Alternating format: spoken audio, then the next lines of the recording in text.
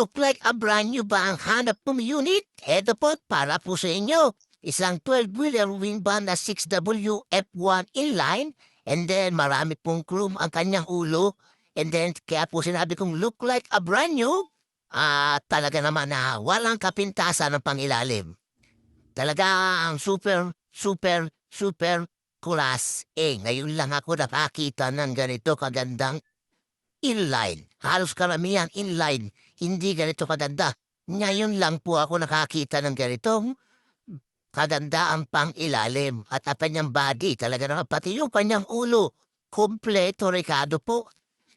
At airbag suspension lang po itong 12-wheeler nito. Double differential, lahat ng gulong, nakamags. Talaga naman napakaganda ng unit.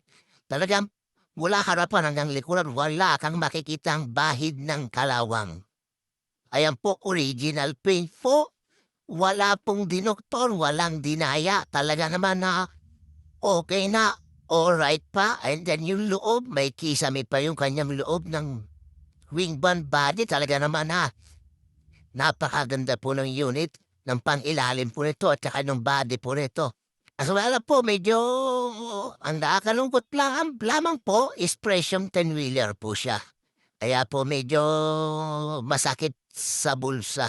Pero talaga naman napakaganda po ng unit. Talaga yung chassis niya parang may glitters pa po yung paint niyan. Napakaganda ng pintura talaga ng hapon. Talaga naman okay na, alright pa. Talagang mga gulong niya nakamabs. And then pati mga loob na ko, may macro pa yung gilid. Nasa kanan pa po ang manibela nitong inline po na ito. Talagang may with monitor pa. Talagang may with backseat. Talaga napakaganda po ng unit, manual transmission. And then, ito lang po ang munting video ko po sa inyo. Bago tayo matapos po, please subscribe my YouTube channel and then my Facebook page. I am po 12-wheeler wing 16WF1 mechanical inline.